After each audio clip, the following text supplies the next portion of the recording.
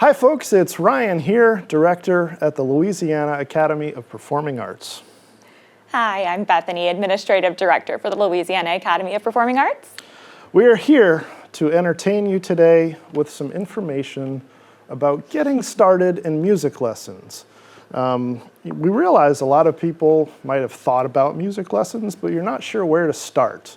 And so we're going to talk about all the programs that we offer, what the appropriate ages are to get started, and also what you need to get started with the various programs that you might not know about. Okay, so Bethany, when we talk about music lessons, and let's say we are very young, how young do we start music lessons? Yeah, so we have a myriad of programs that we offer here for private music lessons. We start typically around age 5. And for preschool music lessons, we start as young as 18 months. Kind of similar goes for dance. Preschool dance is 18 months. And those are going to be the medians that we would look at. Some 4-year-olds for private music, but typically 5 and up. Okay, great. And how old can we be to start in a music program? Yeah, any age. We do certainly have seniors that come to us, patrons in their golden years. It's never too late to get started in music. That's right. Oftentimes we hear with adults they've been meaning to get started or wanted to when they were younger and just didn't have the time. So now is a great time as well. We have a lot of happy adults here as well. So although you may see a lot of children on the screen and on our website, usually the adults are not too fond of being photographed and being on websites and that kind of thing. But yeah, they love their lessons and they're a big part of our community here as well. So, all right, so getting started, you mentioned toddler music classes, preschool music as kind of a foundational class. So why don't you tell us a little bit more about toddler and preschool music classes? Yeah, preschool music is a great tool to integrate a young child into the world of music. It's almost like a crash course since they really gain exposure to all of the baseline instruments. So we have it broken down into sections. Preschool Music 1 is for ages 18 months to 3. Preschool Music 2 is for ages 3 to 4. And each session is 45 minutes in length. It takes each child involved in the session on a journey of musical discovery and exploration through pretend play activities integrated with instrument exposure. So there is typically a facet of the class that kind of focuses on story time, singing. There's a little bit of a music and movement component. There's a hello song, a goodbye song, but kind of the middle chunk and the largest part of the duration of each class is focused on one key instrument that they hone in on week over week. So, it might be the ukulele, the violin, the guitar. The teacher will break down, the parts, pieces, components. Each child gets their hands on it. And there are, of course, recurring components of the class too. Like in those hello and goodbye songs, the kids always get piano time. It's really meant to integrate each child into, a number of different instruments. By the time they hit 5 and graduate from that class, with that in mind, they usually know what instrument they might take towards most in private lessons. And again, there's components of things like voice, of movement. If a child might like dance, they'll know that in that class as well, typically. So it's a great precursor to private lessons. Yeah, so it's a lot of exploring and figuring things out. And, as a child, you're not inhibited by awareness of other people so much, as far as being embarrassed to try things, right? So that's why it's such a remarkable age to explore things and just have a lot of fun with it. So that's what we see in our toddler classes. And they also do, as you see on the screen, perform in our shows many times. So they have lots of fun.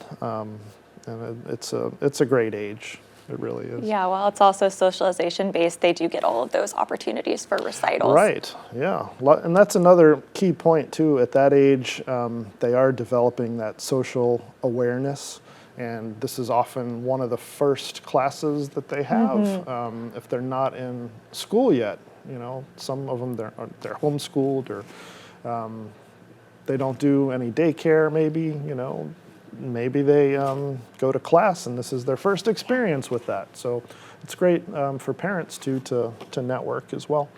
So yeah, preschool music. It's a great start.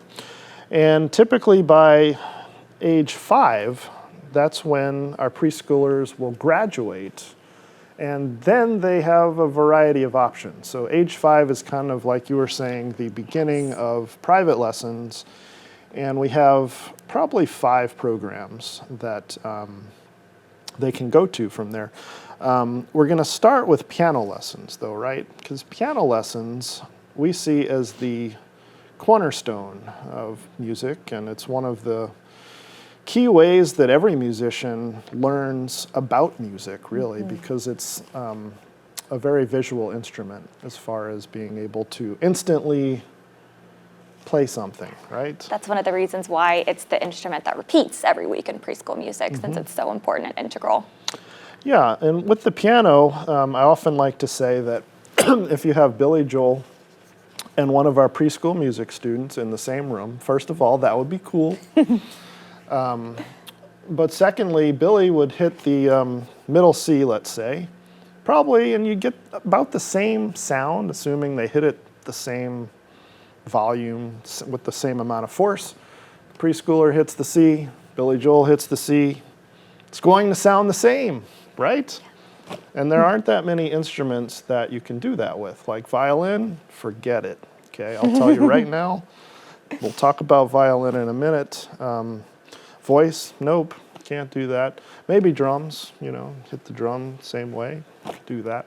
So that's why it's really a great foundational instrument to get started. Everyone can learn where the notes are. The good news is that we only have 7 notes, right? You know, minus the sharps and flats. So you learn those, and it just repeats on the keyboard, and you learn where you put your hands.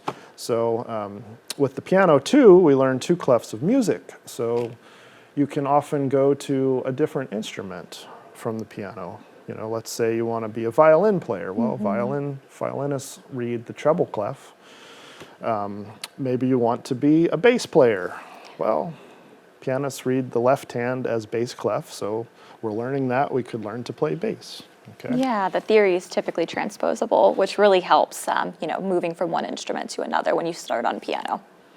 Right. And the other great thing about the piano as a first, and that's why we mentioned piano first, because it's the #1 choice for families who are considering music lessons. And where do I start? What do I do? Piano, usually. I mean, it's a great first choice. But one of the other things about it is that there are so many method books that are available in various styles and formats. From young beginners, we actually have a few of our own method books for that, to advanced students. There's just so much material for it, which is what really makes it a great starting instrument as well. Bethany? Yeah, I'd say piano is really a big draw as well. Like you mentioned, material, but also, you know, music. It's one of the chordal instruments, so a lot of the times kids really relate to it because it's, you know, kind of easy to pick up and play songs from the radio as well. So we have a heavy emphasis on kind of, you know, combining the method books with pieces that they find, you know, practical and engaging. And I think that's the key to really maintaining, you know, focus and excitability, you know, long term with piano is, you know, teachers that have a good mindset of, you know, meeting in the middle and really engaging and meeting the student where they're at as well. Yeah, great. So that's the piano, and we offer it in multiple styles, so you'll hear this as a recurring theme. All of our programs, we have different styles that they're available in, depending on the interest of the student. So if you're more interested in rock music or pop music or jazz, classical music, your teacher can work on that with you, and they can also help you learn songs from the radio or from, you know, a YouTube video or whatever it might be. A video game. Video game music is extremely popular here. So if you have a favorite video game, yes, we have a lot of video game songs at the concerts too. Yes. So we'll transcribe it, you'll learn it, it'll be great.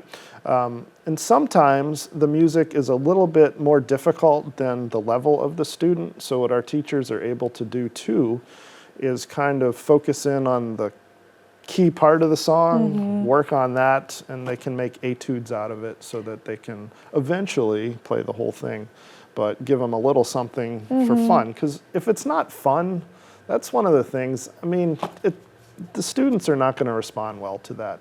And that's something that we make sure all of the teachers are aware here, that it's got to be fun to be engaging, right? Personalized approaches. Right. Now that doesn't mean you don't have to do any work at home, because we do expect our students to practice, and parents also, we need your help with that, because if you have a child that really loves to practice, that's great. You are above average, let's say, okay? I have 4 children, and the oldest loves to practice, okay? That's it. So it's like 1 out of 4, you know? And yeah, they all take lessons, but they need some help and guidance, and our instructors will also write down assignments, and they'll talk to you after the classes and keep you posted. So that's just a little side note about what to expect. Video and resource uploads are really helpful for that too in Opus, our student portal. So, you know, certainly check that as well. Right, yeah.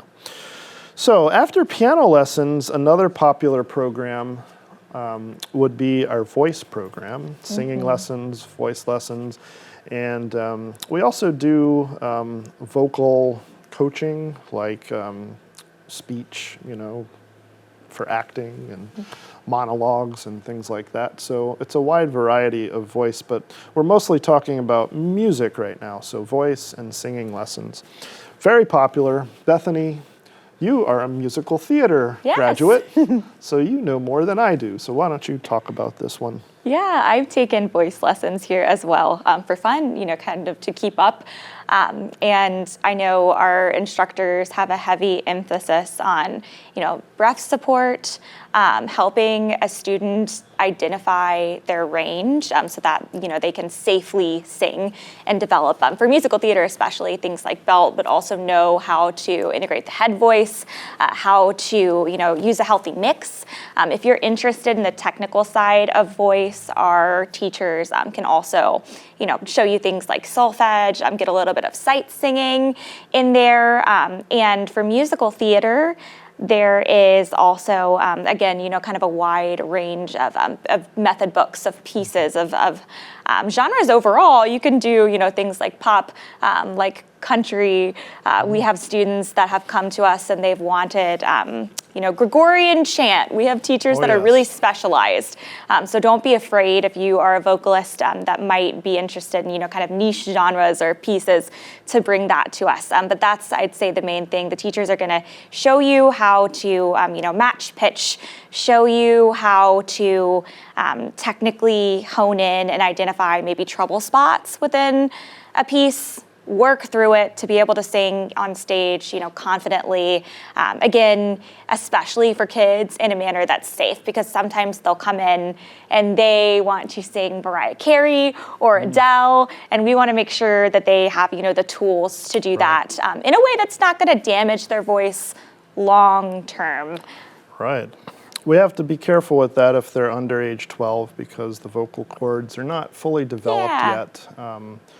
And it takes a while for the vocal cords to mature. So we have had students before who came to us and they developed nodes, and that's not good. So you need to go to a doctor for that and get that checked out. And again, going back to breath support, learning those proper techniques and how to plant yourself when you sing, singing from the diaphragm so that you're not just pushing it out all the time, goes a long way in bridging that gap. Yes, so there is an art to how you sing. So if you have a child who loves to sing and they're loud, they would be a good candidate to come on in, and let's make sure that they are singing, correctly, so that they don't damage their voice and they're doing everything correctly. Okay, and also you forgot to mention Disney. Oh gosh, yes, Disney. Disney music is Huge huge here. Yes, so especially with the younger children. So we hear all the latest Oh yeah. Disney movies and things. So yeah, voice lessons, and also we do have. It's not part of our music program, but we also have musical theater classes. Yes. So if they love to sing and dance, that would be in our drama program. So that would be, stay tuned for a video on that, or you can look at our social media for examples of what those students might do.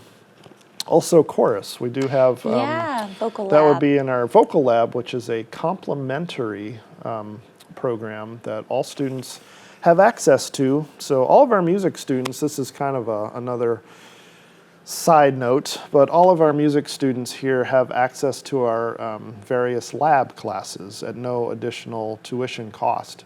So those include music theory, Yes. vocal lab. What else, Bethany? Songwriting. Songwriting, So kind of a yes. cursory approach to composition and writing your own pieces. Mm-hmm. For dance, there is choreography lab, and for drama, we have an improv lab at our River Ridge campus, and we have a rotating theme class at our Covington campus that kind of, goes into stagecraft. So a lot of different themes that you might see in drama. I think those are the main ones. Yeah, so our approach here is that it's fully encompassing program. We include a lot of diversity here. So all of our music students are going to get that well-rounded knowledge of not only their instrument, but general music theory, vocal classes if they choose to do that. And these are optional. I mean, you don't have to do all this. We don't want anyone to feel overwhelmed. But we think this is the best way for students to really have a rich upbringing in the arts. Yeah, Lagniappe Lessons. So, Right. it kind of is what you make of it, but we want to make sure that the resources are there for our students to really excel. Great. And then from voice, we go to the drums. Okay. Now I'll talk about the drums first because I have personal experience as a child who takes drum lessons. All right. And I know as a parent, you're thinking there is no way I would want to have drums in my house because they're loud. Okay. I feel you. I feel your pain. There are options though around that. And there are two options. So we'll just talk about this first, and then we'll talk about actual drum lessons. So you can have electronic drums, okay, where you plug in headphones and all you hear are light tapping sounds, really. You just hear the tapping. Those are getting better. They're not bad, especially if you get mesh heads on them. Okay, so they're electronic drums they're kind of like a hybrid almost, a hybrid. And they make hybrid pianos too. We should talk about pianos in a minute, but anyway, so you could do the electric route. You can also do silent mesh heads on a regular drum set, and that is what I did with my son, and it works pretty well. So they're quiet cymbals, low volume cymbals is what they're called, and it still feels like a real drum set. So those are your options. At the school, we also use both. We have an electronic set in some studios. We have the acoustic sets with the mesh heads. For performances, obviously, you want the full deal, the real cymbals and regular heads, because otherwise that wouldn't be any fun, right? So, but drum lessons, age 5, you can get started, and typically your instructor will recommend what you need to start with. And a lot of times it's just a drum pad or a snare drum. And you can focus on that for a while. Just getting the hand grip correct, learning some strokes, how to hold the sticks, and fundamentals there. Right, Bethany? Yeah, I think it's always a good idea to start, with the basics, and then we do allow our students to come in, and practice on our full sets, like Ryan mentioned, the electric, the acoustic as well. So that way, parents can, get the feel before, going all in, so to speak, like Ryan mentioned, since there are a lot of things to consider with drums and making it, quiet and the perfect fit. Yes. Now the other option 3 that I didn't tell you about, are noise canceling headphones. Which I do love my pair of those, and they're wonderful. You should get one, especially at night after you've had a hard day. Yes. Okay. Anyway, so yeah, drum lesson's great. All styles are available. And as a drummer, really you want to know all styles because you're going to be called to play many different styles as a drummer.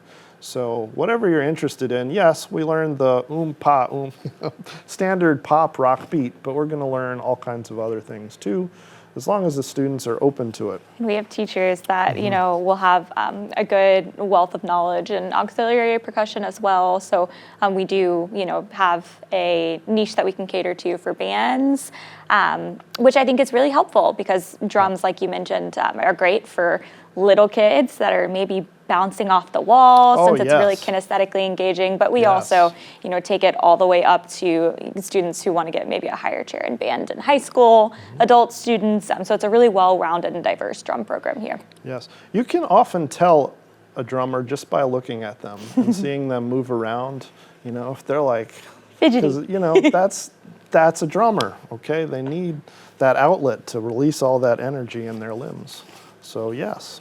All right, we're going to take another sidebar now too because we've talked about a few programs, and something important that we need to talk about too is how we learn, okay? And is there a right way or a wrong way to learn when it comes to reading music, okay?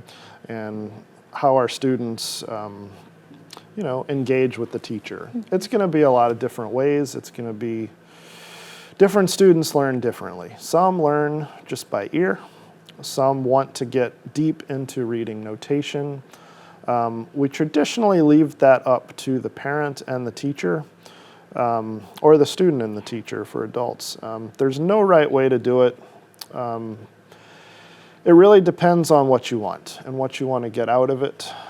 For children, we encourage highly that they learn to read standard music notation so that it's one of their many tools in their toolbox later in life. So I'll give you a few examples. If their goal is to play with a standard garage band for fun, right?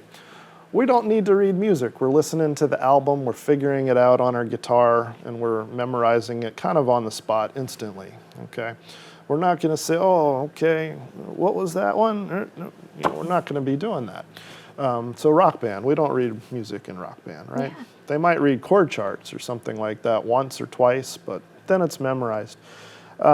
If my goal is to be a top touring musician playing in a recording studio in New York City or something like that, where I'm going to get a phone call, I've never met these people before, I've never played with the group before, I might not have ever even played this, it might be an original composition that's extremely complicated. Okay, no problem, I'll be there, and I'm going to charge you a lot of money. And they show up, the conductor's there, these guys have never met, he says, conducts, boom, all right. And then it's amazing, like 1 or 2 takes, and it's just like perfect. Okay, this is the stuff you hear in the movies, like soundtracks, that kind of stuff, because time is money. And for time, there's no better way than music notation because it's there, it's done, the composer has communicated what he or she wants, and it's ready, okay?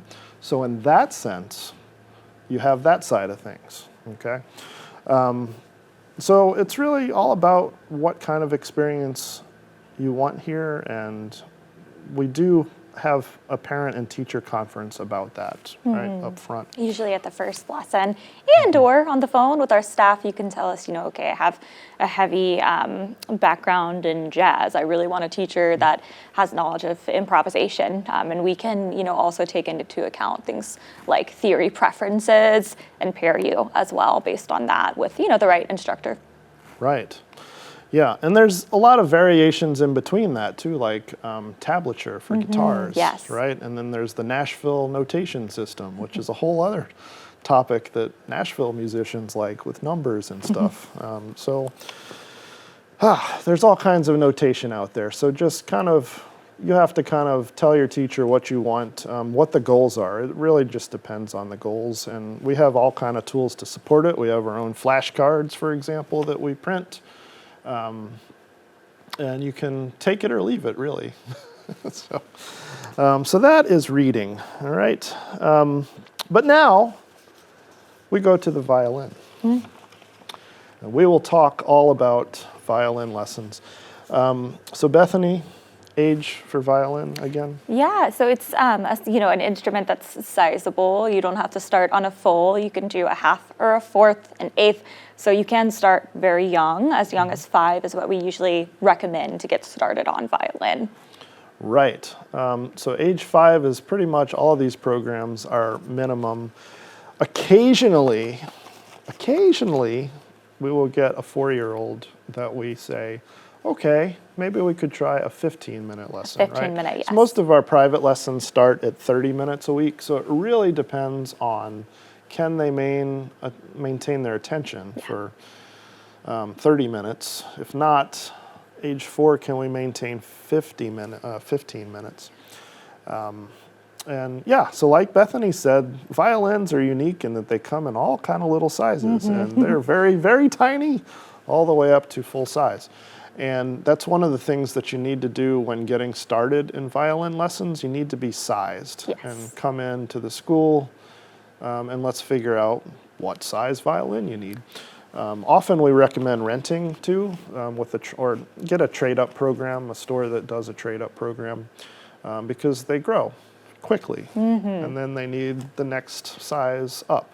So it really doesn't make a lot of sense to buy a tiny little violin and then buy another tiny, slightly bigger violin. Yeah, I would wait on that until they're a little bit older. We have a small rental fleet at the River Ridge campus, so we'll send that down usually between our respective campuses. And if we have, an 8-year-old, they might be taller or shorter, different arm reach, depending on, genetics and things like that. So we'll usually bring, 3 violins and, kind of test the waters from there at the first lesson.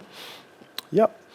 And the methods that we use for the violin are varied, just like all of our programs, but we do the Suzuki method. That's kind of a well-known program that emphasizes repertoire over, I want to say, learning to read music.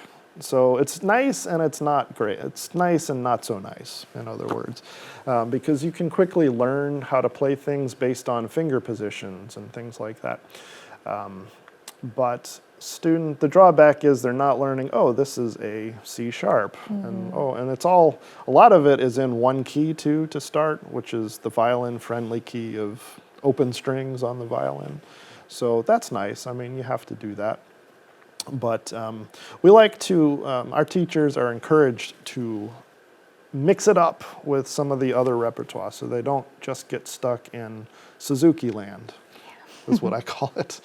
So we have other methods that are used, like all for strings is great, and then fiddling, if they're into fiddling, that's a lot of fun.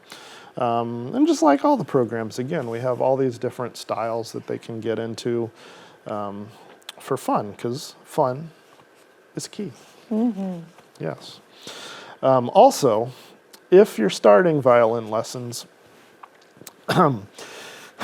just be prepared. It's not like the piano or, it's not like piano where, okay, there's C, right? No, it could be here, or maybe it could be back here, or let's slide it a little this way. So sensitive ears can be bothered by the learning process. So you More have to trial and error. It's trial and error, right? And it's muscle memory. You have to memorize where the positions are. And the teachers will use tape. So they'll put little pieces of tape to start for the key positions so that they are able to learn that muscle memory over time. Because guitar, you have frets. Violin, you don't have frets, right? So it's like fretless guitar this way. So anyway, just be prepared for that. It takes time to learn and play in tune, so to speak. So those are 4 main ones, but then we have a 5th, which is kind of related to guitar, because guitar is very popular, Bethany. But before guitar, if I'm a little younger than our starting age of 6 or 7, maybe I'm 5 and I want to play the guitar, we have... Ukulele. Yeah. Tell us about the ukulele. Yeah, so as you mentioned, ukulele is a great precursor to guitar for young kids that might not have that full arm reach. Usually we recommend guitar at age 8, and ukulele you can start as young as 5, as you mentioned. My niece is in ukulele for that very reason. She's a little bit on the smaller side and she loves it. So it, is unique in that you are kind of starting on an instrument that's similar, shape, it's set up, kind of similar to a guitar. There's less strings, but a lot of what you're learning is going to be, kind of directly, translatable. Yeah, that's the word I'm looking for. You can just put it onto a guitar, and a lot of the kind of key concepts are going to be the same. Yeah, different tuning, but the finger numbers and things can be translated. Yeah, exactly right. And it's a little bit less, I'd say, rough on the fingers, because for guitar, a lot of the times, you can start with nylon strings, but yes, a lot of the times you're looking at steel strings. So sometimes, for younger kids, they want to start, but they might not have the dexterity to build up calluses yet, things like that can, be a little bit inhibiting for them. So ukulele is a great workaround for that, for them to, get that skill set under their belt without having to go through, some of the more physical aspects that you would get in guitar. Yep, and a lot of kids just like the ukulele in and of itself too, because it's a cool instrument. Oh, yeah. And a lot of students just love to play, and it's a unique usually sound. They'll sing too when they play the ukulele, because it's a lot of fun, unique sound. Yep. So that is awesome. So we have covered all of the intro level age programs, right? Because age 5, those are your top picks to do. So then our next one, which we kind of just talked about, is guitar lessons. Okay, and guitar, let's face it, Bethany, is a cool instrument. Yeah. Everybody likes to play the guitar. I did guitar lessons Yes. for a while with that in mind. It's really nice to have, ukulele and violin as well, but it's nice to have an instrument as a vocalist that I could take with me, Right. For self-accompaniment, because piano and learning chords and things like that is great, but, if I want to... You are not wrong. Yeah, if I want to play... we had a LAAPA pop-up band and Covington's White Linen Night, for example. Yeah. So if I wanted to do something like that that's outside, a little more low-key, it's a lot less work to bring an instrument like a guitar. The story of my life. Than to I'm a have, pianist. the whole setup there. Yes. Tell me all about it, Yeah. Bethany. Gosh. That's why I wish I played the guitar. Yeah, I saw Annabelle and Zach and Killian and all of them, and that's what I saw. As I was like, wow, this seems like it's a lot less work for Zach, since he had that, and everyone else was a little bit more The bass player involved. always comes like right on time, just plugs in his chord and he's ready to play. We're all very jealous, the drummer and I. That's how it goes.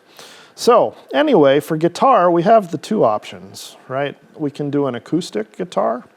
We can do an electric guitar. Okay, what are the pros and cons? All right, so acoustic guitars, like Bethany said, we can do steel strings or nylon strings. Nylon is going to be the easiest on the fingers. Generally, that's recommended to get started. There's not really a con, so to speak, other than if you are playing in a band or in a concert It's usually good to get an electroacoustic guitar, meaning that you have some kind of pickup system on it so that you don't have to mic the guitar. It's just a cleaner sound. Mine is an acoustic, but it plugs in, so you have a little bit of best And of both. if you have an acoustic, you can make it into an electroacoustic also. People can do a modification, a technician can modify it. Put a pickup on there, so no problem if you have your dad's old guitar or something like that. And we have on our website various brands, and we're going to talk about instrument selection at the end of this whole thing, since we haven't really done that yet. Yeah, check out our website, though, for information on brands and things like that. Then you have the electric side of things, which most people prefer, right? The kids, they want the power chords and the grunge sound and all of the effects. They want to rock out, and that's great. So you get your electric guitar, you're going to need a cord, you're going to need a small practice amp. So you need a little more stuff to get started up front with that. You also want a guitar tuner, regardless of what you choose. And they have a lot of great apps for that as well. That's something that I used whenever I was getting started. When all I had was, maybe a guitar and a capo, and I was trying to develop the ear for it. So that's, a great resource too. Yeah, I use the Pano Tuner on my phone, and it's free. It's great. So yeah, that's getting started with guitar. Now, of course, this is any style of music that you can do, and like we talked about earlier, you can learn to read tablature, you can learn to read standard notation with guitar. We use a variety of books depending on your goals. It could just be, hey, I want to learn this solo from this band.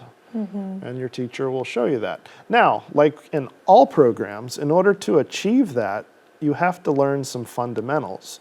You have to learn how to play a scale, okay? Because if you don't know that, you can't really do these cool running solos, right? Because all music is based on scales, really. It's linear. So you have to learn those basic concepts before you can break out into crazy stuff, or you'll just be tripping over your fingers.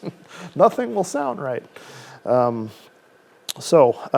other cool thing about the guitar, and this is something you explore with your teacher, is that there are like 5 or 6 different ways to play any one note. So that just always boggles my mind, because on the piano, I hit the note, and there it is. That's the only way I can do it. The finger patterns, were really, like you mentioned, just kind of mind-blowing, because I would come in after having practiced something, and I'm like, oh, it's so hard to reach. And Christian would tell me, just do it this way. Right. There's a better way to get to those notes.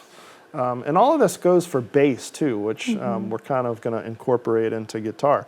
So, and I'm also a bass player, and I'll tell you why. My fingers and chords, I was not great at that, getting all the chords. I tried guitar, didn't like it, You can't like everything. I like the way it sounds. I like the portability aspect, like you were talking about, but it was not for me. But bass, I get to play all the low notes, and I only have to do one note at a time. Yes, and it sounds cool and low, and it's like distinct from all the other instruments. So I feel important, and one note at a time, and it's still portable. Sign me up. And everyone's looking for bassists. Yes, right. I know, they're in high demand. That is a great instrument. We need more bassists in our lives. So, to sum it up, guitar is cool. You should try it. Definitely. Okay, let's move on to the cello. Okay, so cello lessons are going to be starting probably in the 7 to 8 year range.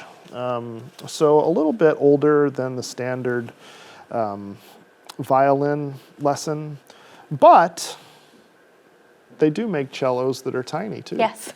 So really, also sizable. You could do, sometimes we haven't really had a 5-year-old cello student that I'm aware of, but maybe 6 years old. So between 6 and 8, something like that. But yeah, you would get a smaller cello size, and you're learning to read the bass clef for the cello, I believe. And that's kind of one of the things we talked about in the beginning. Start on piano, you learn 2 clefs. Cello, oh, now I need the bass clef. So that all the same things that we talked about for the violin apply. It's just tuned differently, you play it differently. The methods are also the same, so Suzuki method as well. And it sounds beautiful. It's, especially the high tenor range, lovely. It's a pretty instrument. Very nice. Okay. Again, once you practice a while, right? And you know where all the fingers are and all the positions. Yes. Okay. And then we conclude our music programs with our brass and woodwind instruments. Okay. Bethany, tell us about brass and woodwinds. Yeah. Where do we start age-wise for that? So I think that it depends on arm reach. I'm sure you could do it a little younger, but I do mostly see like 12. We've had some 8-year-olds that come in most of the time for brass, especially things like trombone, where you really have to reach 12, but you could do younger. Yeah, we do anywhere from 8 to 11, you know, so it just really depends. So trumpet, our official number is age 9. Okay, good to know. But see, there are exceptions for all of this. I mean, it really depends on the actual student.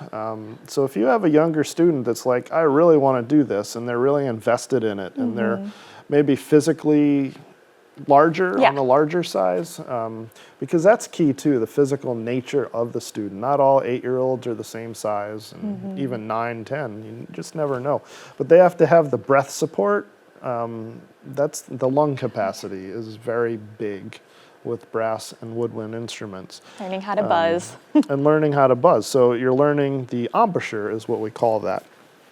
And having the physical strength and muscles in your mouth and being able to do that. And then if it's something like a trombone, I mean, you've got to be kind of strong to hold the trombone. I always wanted to play the trombone, and I never got to. But, and you have to be able to reach 7 positions for the trombone. So all the way that lowest note you need to reach out. So that's why there's a big range with all the different kind of instruments, and it might even depend on the actual instrument in the brass and woodwind family. For example, the oboe would definitely be a 12-year-old, in my opinion. Yeah. But again, depends on the 10-year-old. I mean, it's hard to, it's not as easy with brass and woodwinds to pinpoint as some of the other programs. So if you're not sure and there's an interest there, give us a call. Yeah, that's we what can I set would up a say. teacher assessment as well. Yes, and they will tell you, the teacher will know, hey, I think let's try this instrument instead of this instrument, because maybe we could start on the clarinet and work our way up to the oboe, because with woodwinds, especially in jazz band situations, you double on all kind of instruments. So saxophone player is going to play a clarinet. They're also going to have to play flute parts, right? So you start with that and then work your way to the double reeds, you know, so to speak. And but yes, we do all of those different instruments here. So trumpet, trombone, tuba we've had, French horn, yeah. flute, saxophone, clarinet, And this is bass another, clarinet, you know, kind of setup. bassoon, Well, bassoon, yeah, cornet. We've had some niche ones. cornet, yes. This is another setup where similar Have we done to drums. bugle? We've had some requests for information. I'm not 100% sure if we've had any bugle students, but I'd like to see it. But yeah, this is another, you know, niche situation, kind of similar to drums in that, yes, band chairs are a heavy emphasis here. So we have teachers that, you know, cater to that. But we also, of course, being in proximity to New Orleans, do have a jazz emphasis. So yes, lots of different genres that we're capable and comfortable, coaching on in brass and winds as well. And just to share a little something about the brass side of things, we talked about embouchure. With woodwind instruments, you have the keys, so that's nice. Now, some of the fingering will also overlap on other instruments like clarinet. Some of the same fingerings apply to saxophone and flute, okay? So that's nice. But you have keys. You actually have legitimate keys to press for each note. Now, brass, forget it, okay? You don't get that. You've got trumpet, you got 3 keys, right? And you rely on the overtone series and muscle memory with your mouth. So if you blow harder, it's going to be this note while you press the second valve. But if you don't blow that hard, then it's going to be another note with the second valve, and so on. And you got to learn all of that. So it's very complicated. With trombone, you have the slides, but same thing, depending on how hard you blow, it could be a different note with the same slide. And I think that's why private lessons are so necessary and helpful, because a lot of the times, students may take band at school. Yeah, if you're in band, your band teacher doesn't have the time. Yeah, you're not getting the one-on-one attention in order to really succeed whenever they're teaching broad stroke concepts to a large-scale group. So something important to keep in mind, even if your child's getting some of these instruments in school. Yeah, it's just a different level of attention to detail that they'll get in the private lessons sector. And if they really want that first chair, I mean, private lessons are a must. Bring in your band music, your book, and that's what we're here for. We are here to support student bands and whatever you want to do. Let's talk about a little bit about equipment and what you need to get started, and pianos, that kind of thing. We talked a little bit about that with drums, but not so much for guitar or piano. Let's do piano first. So piano, I would say with all of this, don't get crazy because instruments are expensive. They're very expensive.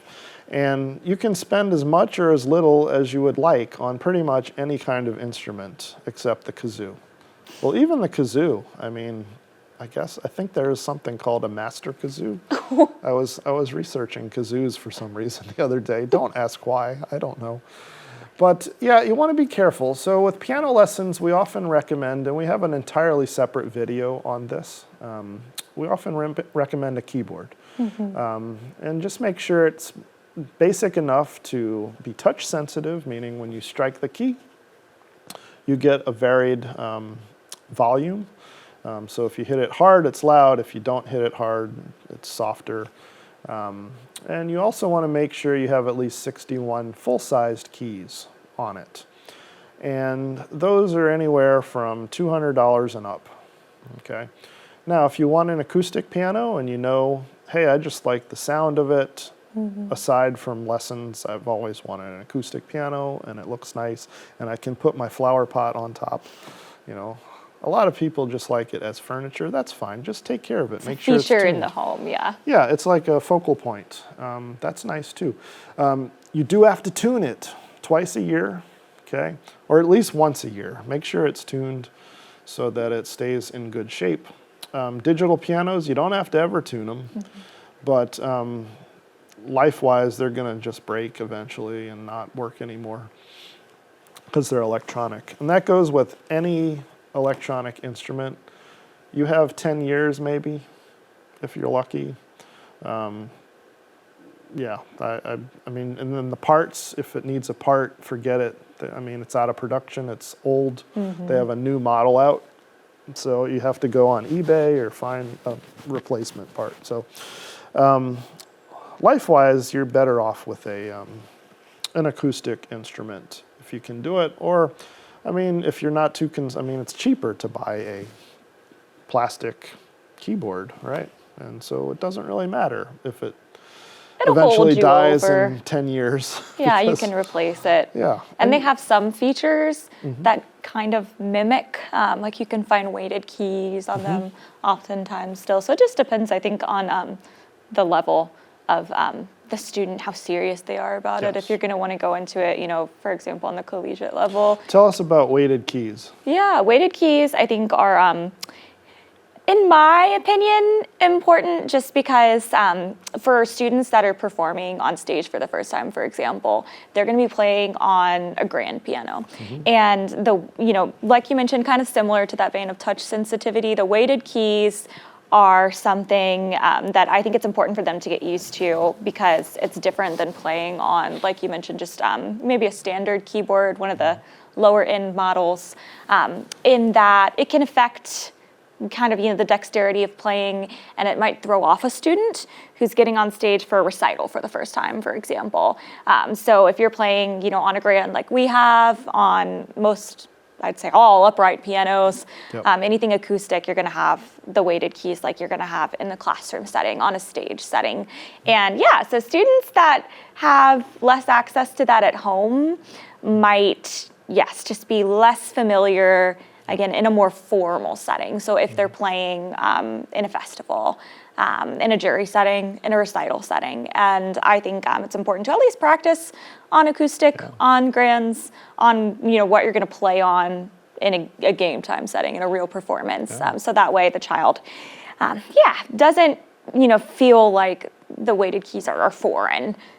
Right. Yeah, and some keyboards will have that, many will not. But it simulates the movement of the hammers inside a real piano. So if you look inside a real piano, you have all these hammers that actually strike the strings It's of a percussion the piano. instrument. Yeah, it is a percussion instrument. And with keyboards, you don't have that. But the higher end models have a simulation for to make you feel like they have all kind of simulations nowadays that are pretty cool.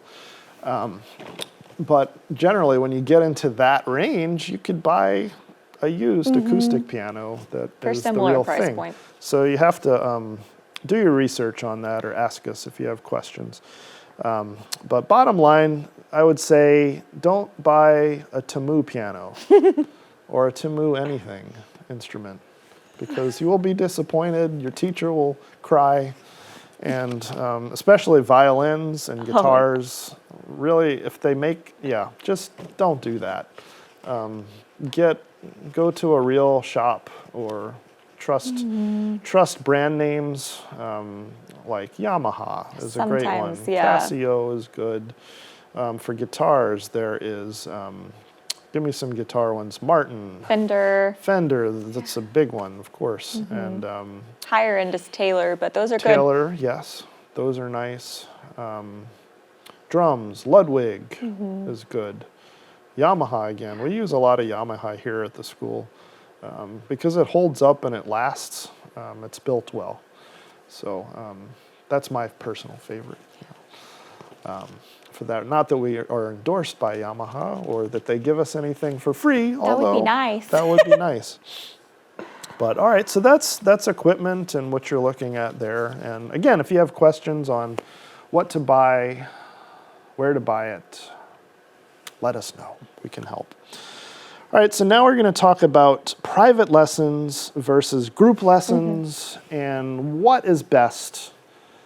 How do how students learn best? Bethany, why don't you start with that a little bit? Yeah.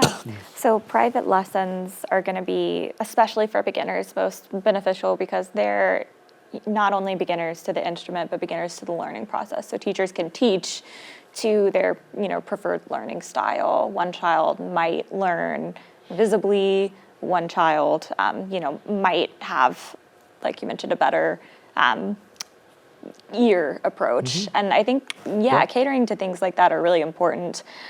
In a group setting, like we mentioned, kind of with band, the child might get a good baseline knowledge, but in order to, really progress in their instrument, long-term, one-on-one is going to benefit them for a number of reasons. And I'll even say more than the theory. It's really important for the learning process for the child to connect with their teacher. Right. And the one-on-one time does, really build a strong bond that I think makes them invested in lessons on a more personal level than you would see in a group class. A lot of our teachers, they might have had some of the kids on their roster for upwards of 5 years. We have some students that have been here for longer than 10. So if someone's, in your life for that long, it makes a difference. And I think it lends a lot of, credibility to sustainability in students. So those are some of my takeaways from private versus group education. Yes, that's great. Yeah, there's a lot to be said about the ability for the teacher to customize a lesson plan according to the goals and needs of each student. Individually, they're going to learn faster. They're not going to be inhibited by other students who are maybe struggling to keep up. And the teacher has to split their time in between a lot of different people. It's just that personal attention. And I think that's why it's so popular and effective. So that's what we prioritize here at our academy.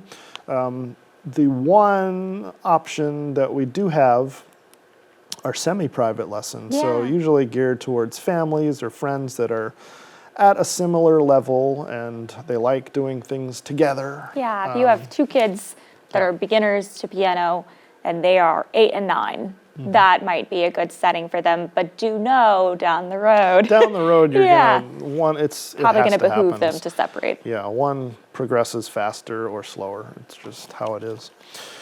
So, and then let's talk about music lessons at home or in a professional setting and how that might affect the learning process for a student and their overall experience in the arts. I think in-home, there are a lot of distractions. That's something that can make it harder for a child to really key in and focus. Outside of that, I'd say just professionalism. Parents have a lot of fail-safes in a setting like LAAPA that they're not going to get in-home, in that sometimes a child might learn better without the parent directly next to them or in the room, but the parent is maybe in a place where they're going to feel safest and most secure, keeping an eye on their child. So we have TVs and cameras that filter through all the studios. You can watch your child on Zoom. You can watch your child in the lobby. So some of these things, I think, make it more effective for the parent, but also for the teacher, just to have that extra layer of security, extra layer of, again, safety. Yeah, I mean, when we're doing this, it's 2026 now, and honestly, I wouldn't leave my child at someone's house. I mean, I just wouldn't, no matter what. So you'd have to be there, and you would have to sit in on every lesson. Now, if you've known the person for like 10 years, okay, then maybe that's different, right? But it's awkward to have the parent in the lesson for the student a lot of times. I mean, and you're welcome to sit in on here. You can sit in on lessons anytime. Usually we don't recommend it because the teacher is not comfortable usually, because if something, they want to be able to interact directly with the student, and sometimes they want to make parents the can, child as comfortable as possible. The child needs to be comfortable, teacher needs to be comfortable, and parents have a tendency to want to fix everything, like jump in and, oh, you know this, right? We worked on this, right? And from the they experience, have great intentions, but it can make it awkward. From like the lens of a student, especially a vocalist, I'll say, voice is a really personal instrument, so it might sound a little weird to say, but I'm most sensitive and most cognizant of myself and singing and my mistakes when I sing in front of my mom, in front of my husband. I'm gonna be a lot freer to make those mistakes and less focused on it has to be perfect, more keyed into the learning process, I think, if I'm just one-on-one, personally, at least from my lens. Right, yeah, absolutely. The other thing is to keep in mind the community that is available at an academy versus in-home. We have so many things going on here. I mean, again, if you look at our social media, it could be going from a rock band to a musical theater production, to music lessons, to an acting showcase, and to a dance recital. So getting to interact and meet all of those different people is a lot of fun. Also, facility-wise, our students have access to professional level equipment, recording facilities. The theater that we are recording this in right now is where we have all of our productions. So we've invested a lot in the facility to bring the best to our students. And I think the main thing, I mean, a lot of private in-home teachers have set up a professional space, which is required. I mean, for me, I don't want to go in somebody's living room to take a lesson and then have all the distractions. Maybe dinner's cooking, the dog's barking, you know, your child is playing video games and going, yeah, no, I just died, you know, and that would be at my house, by the way, because that's what my son does, and I have to go say, stop. No, Mine would be a screaming baby. Yeah, or screaming baby. You know, we love babies, but yes.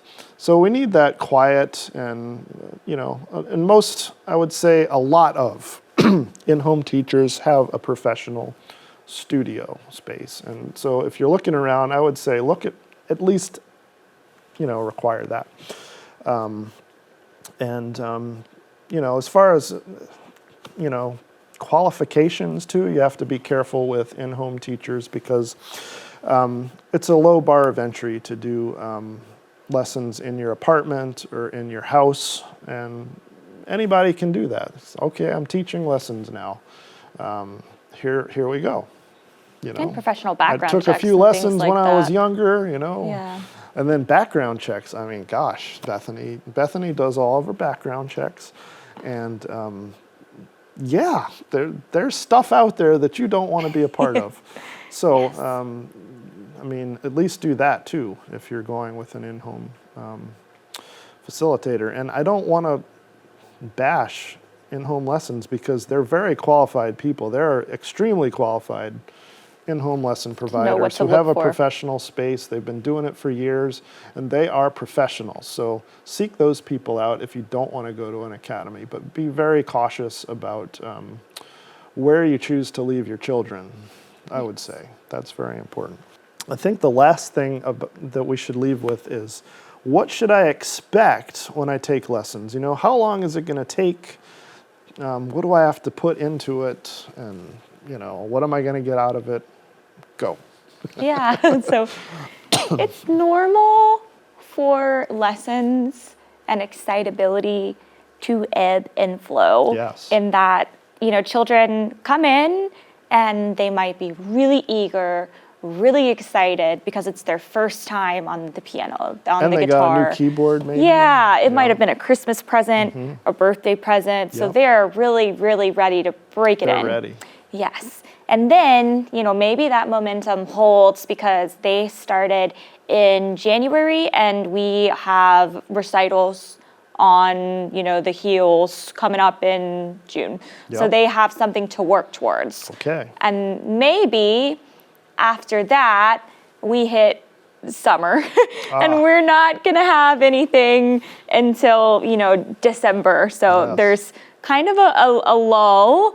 It's And normal. we still have to practice a little bit too. Yeah, huh? exactly. It's normal for students to hit maybe a plateau. Yeah. And then they find a new piece, they learn a new piece, yep. concept, something that re-sparks that. Right. And then again, there's something new to work towards. So maybe they have, you know, gotten to the point where December or Christmas recital is over, they're a little bit more adept at their instrument, they can participate in festival. Yes. So the more they learn, the more opportunities are going to open up for them, you know, to perform, to continue. Getting on stage. We have small scale events too throughout the year that they can do. As you mentioned, they can join bands once they know their instrument a little more. They can join our themed recitals. Like we have one coming up for adults. We have had them for Taylor Swift, for different concert. varying genres of music, different themes. So it's not uncommon, basically, for their interest to peak, to maybe even out, and then again to peak again as they get closer to these things, these opportunities. But keep that in mind. If your child says, I maybe am just feeling a little bored, that's not uncommon. And just talk to their teacher about that, about how they can re-engage the child, because a lot of the times all it takes is a conversation, about, okay, what can we do on our end again, to help, reinvigorate the child, reignite Right. that spark. Because it's like anything, it's like any, relationship, friendships can be really exciting at first. And then maybe you've seen the person 3 weeks in a row and you just want to do something else. Yeah. Music is a relationship with your instrument. So I think just keeping that in mind is important. Yes, absolutely. So bottom line, you do have to practice. You get out of it what you put into it, but interest is going to wax and wane. And the key is communication. So just take that time with the teacher at the end of every lesson. Make sure you're reading the assignments that they give. Those are done electronically or in a notebook, depending on your preference. And just be a part of the communication and practice process during the week with students because, like I mentioned before, if you have a student that loves to practice on their own, wonderful, but most people don't. And you're going to have to show them that it's important to spend, and we're not talking hours a day at first. We're talking maybe 15 minutes a day, if they put into it. Your teacher would be thrilled if you did that on a regular basis. And the key is a little bit every day, because you're building that habit and you're building that long-term success. A little bit of something new too. What I would get trapped in is I would learn like one song on guitar and I'd say, oh, this is awesome. And it would make me feel really great to practice that one song. But then if I had trouble learning a new chord and that maybe bummed me out a little bit, I'd go back to that one song. Right. So kind of, warning yourself and your kids about pitfalls like that too, because it's easy. It's easy to practice what you already know. Because it's fun. So building new habits and new techniques is less fun, but long term, you'll have more fun. You'll know more songs, and then 4 songs. Yeah. Well, I hope this has been helpful and that you've learned a little bit more about what to expect when getting started in music lessons here at LAAPA. Again, my name's Ryan Cullen, and this is Bethany Lang. And we hope to hear from you and see you around campus soon. All right. And if you have any questions in the meantime, feel free to reach out. Thanks so much for watching, and we'll see you next time. Take care.